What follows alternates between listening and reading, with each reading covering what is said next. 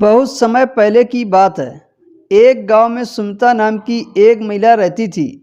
वह बहुत समझदार और सीधी सादी महिला थी। वह बहुत गरीब थी। उसका एक बेटा था। उसका नाम राहुल था। राहुल जब गर्भ में था तो सुमता का पति उसे छोड़कर चला गया था। सुमता बहुत रोई गिड़गिड़ाई, पर उसके पति पर कोई असर नहीं हुआ। वह अपनी दूसरी पत्नी के साथ शहर चला गया था। सुमता ने बहुत कठिनाइयों से अपने बेटे को पाल पोसकर बड़ा किया। जब बेटा बड़ा हो गया और पढ़ लिख कर कमाने लगा तो उसने एक सुंदर लड़की को देखकर उसकी शादी कर दी। पहले कुछ दिनों तक तो सब ठीक रहा, लेकिन राहुल की पत्नी सुनीता बहुत ही मतलबी और आलसी थी। वह दिन भर श्रृंगार पतान में लगी रहती थी। शाम को पति के आते ही काम करने लगती और उल्टा अपने पति से शिकायत करती कि उसकी माँ दिन भर कुछ नहीं करती, सारा दिन उसी से काम करवाती है। पहले तो राहुल यकीन ही नहीं करता था, पर धीरे धीरे उसकी बातों में आने लगा। राहुल पत्नी के मुंह में माँ को भूलता जा रहा था। उसकी माँ उसे झूठी लगने लगी थी। समय बीतता गया और राहुल 2 बच्चों का बाप बन गया। राहुल की माँ बच्चों की देखभाल और घर का काम भी करती थी। राहुल की पत्नी दिन भर घूमती रहती। अब राहुल की माँ बूढ़ी हो गई थी और बीमार भी रहने लगी। उसकी पत्नी को लगा कि अब तो ये हमारे किसी काम की नहीं है। एक दिन राहुल से कहा कि तुम अपनी माँ को कहीं दूर जंगल में छोड़ आओ, वह दिन भर हमें परेशान करके रखती हैं।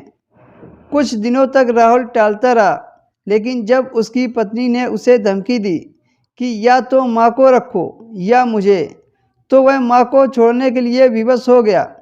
एक दिन राहुल ने अपनी माँ को साइकिल में बैठाया और जंगल छोड़ने के लिए चल दिया। माँ ने पेड़ों से पत्ते तोड़कर पूरे रास्ते में बिछा दिए। जब उसकी माँ पेड़ों से पत्तियाँ तोड़ रही थी, तभी राहुल ने उसे देख लिया और कहा, माँ तुम ठीक से बैठो, पत्तियाँ क्यों तोड़ रही हो? मुझे परेशानी हो रही है। माँ बोली, बेटा मुझे माफ़ कर दो, तुझे थोड़ा झटका लग रहा है जब मैं पत्तियाँ तोड़ रही हूँ, लेकिन मैं ये पत्तियाँ इसलिए तोड़ रही हूँ कि जब तू मुझे छोड़कर जंगल से वापस लौटेगा तो तू कहीं रास्ता न भटक जाए। पत्तियाँ जहाँ जहाँ पड़ी हो उसी रास्ते से तू वापस लौट जाना, तो तुझे जाते समय आसानी होगी और रास्ता भी नहीं भटकेगा। यह सुनकर राहुल का ज़मीर उसे कचोटने लगा। जिस माँ को बेकसूर होते हुए अपनी पत्नी के कहने पर जंगल छोड़ने जा रहा हूँ, वही माँ मेरे लिए इतना सोच रही है कि मैं वापस आते समय रास्ता न भूल जाऊँ। वो अभी भी मेरा ध्यान रख रही है।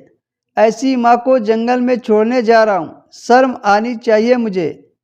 वह अपनी माँ के चरणों में गिर पड़ा और माफ़ी मांगने लगा। माँ माफ़ कर दो मुझे। मैं तेरे सारे कष्ट भूलकर अपनी पत्नी के रूप जाल में फंसकर एक बहुत बड़ा पाप करने जा रहा था। तेरी ममता ने मुझे आज बहुत बड़ा पाप करने से बचा लिया। माँ बोली, मेरे बच्चे। माँ कभी भी अपने बच्चे के बारे में कभी बुरा नहीं सोचती। तूने जो कुछ किया उसके लिए मैं तुझे माफ़ करती हूँ।